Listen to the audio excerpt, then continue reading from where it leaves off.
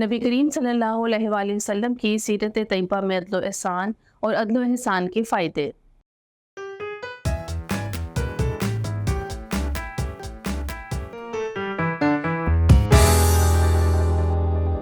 السلام علیکم عزیز طلبہ و طالبات، میں آپ سب کو مون لائٹ انٹرنیشنل پبلشر کے ڈیجیٹل تعلیمی پلیٹ فارم پر خوش آمدید کہتی ہوں۔ آج ہم عدل و احسان نبی کریم صلی اللہ علیہ وآلہ وسلم کی سیرت طیبہ سے پڑھیں گے۔ نبی کریم صلی اللہ علیہ وآلہ وسلم اپنی زندگی کے سیاسی، سماجی، معاشرتی ہر معاملے میں عدل و احسان سے کام لیتے تھے۔ نبی کریم صلی اللہ علیہ وآلہ وسلم نے ایک مرتبہ 7 خوش نصیبوں کے نام لیے جن کو اللہ تعالیٰ روز قیامت اپنے عرش کے سائے میں لے گا، اور ان میں سب سے پہلے آپ نے ایک حاکم کا نام لیا جو انصاف پسند حاکم ہے، امام عدل، یعنی انصاف کرنے والا امام۔ نبی کریم صلی اللہ علیہ وآلہ وسلم اپنی زندگی میں ہمیشہ عدل و انصاف سے کام لیتے تھے۔ ایک مرتبہ قبیلہ بنی مخزوم کی ایک عورت نے چوری کی تو نبی کریم صلی اللہ علیہ وآلہ وسلم کے سامنے اس کی سفارش کی گئی، تو نبی کریم صلی اللہ علیہ وآلہ وسلم نے فرمایا کہ پہلی امتیں اسی لیے ہلاک ہوئی کہ جب ان کے کسی معزز قبیلے کا کوئی فرد کوئی جرم کرتا تو اسے معاف کر دیا جاتا۔ نبی کریم صلی اللہ علیہ وآلہ وسلم نے اس عورت کو چوری کی سزا مکمل اصول کے مطابق دی۔ نبی کریم صلی اللہ علیہ وآلہ وسلم اپنی ازواج مطہرات کے ساتھ بھی ہمیشہ مساوی سلوک کرتے اور عدل انصاف قائم کرتے۔ نبی کریم صلی اللہ علیہ وآلہ وسلم رشتہ داری میں بھی کسی قسم کا جو ہے وہ ایسا معاملہ نہ فرماتے جو عدل انصاف کے منافی ہوتا۔ ایک مرتبہ جب غزوہ بدر کے موقع پر حضرت عباس رضی اللہ عنہ کو، جو کہ نبی کریم صلی اللہ علیہ وآلہ وسلم کے چچا تھے، اور وہ قیدی بن کر آئے، تو صحابہ کرام رضی اللہ عنہم نے کہا کہ ان کا کچھ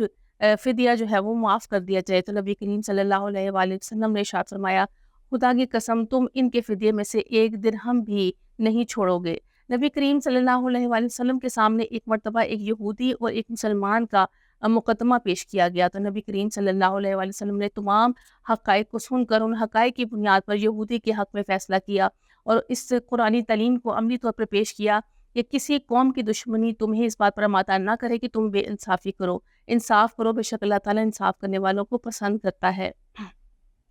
اسی طرح ایک مرتبہ نبی کریم صلی اللہ علیہ وآلہ وسلم کو ایک یہودی عورت نے گوشت میں زہر ملا کر دینے کی کوشش کی، اور نبی کریم صلی اللہ علیہ وآلہ وسلم کو جب اس سازش کا علم ہوا تو آپ نے اس یہودی عورت کو طلب فرمایا اور اس سے پوچھا کہ کیا اس نے ایسا کیا ہے، تو اس عورت نے اقرار کیا کہ اس نے نبی صلی اللہ علیہ وآلہ وسلم کو زہر دے کر قتل کرنے کی کوشش کی تھی۔ نبی کریم صلی اللہ علیہ وآلہ وسلم نے ارشاد فرمایا کہ اللہ تعالیٰ کی یہ منشا نہ تھی کہ تیری یہ آرزو پوری ہوتی، تو نبی کریم صلی اللہ علیہ وآلہ وسلم کے صحابہ کرام جو تھے وہ سخت برہم ہوئے اور انہوں نے اسے قتل کرنا چاہا، تو نبی کریم صلی اللہ علیہ وآلہ وسلم نے منع فرما دیا اور اس سے پوچھا کہ تمہیں اس بات پر کس چیز نے آمادہ کیا، تو اس عورت نے جواب دیا کہ آپ کی میرے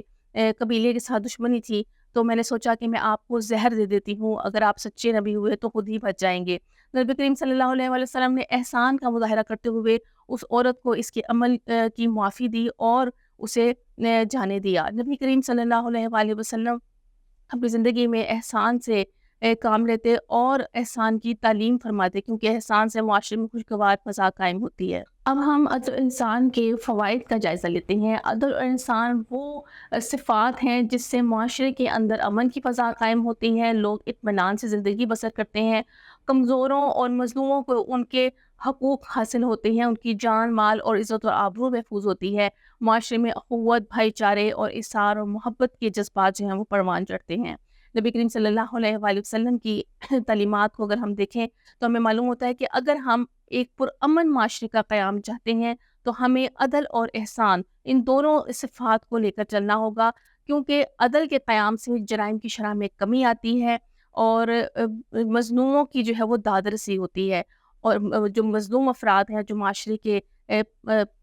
ایسا طبقہ جو پسا ہوا طبقہ ہے، اس کی دادرسی ہونے سے اس کا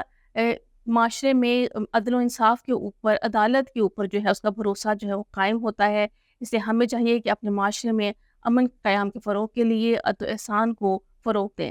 آج کے لیے اتنا ہی، اللہ حافظ۔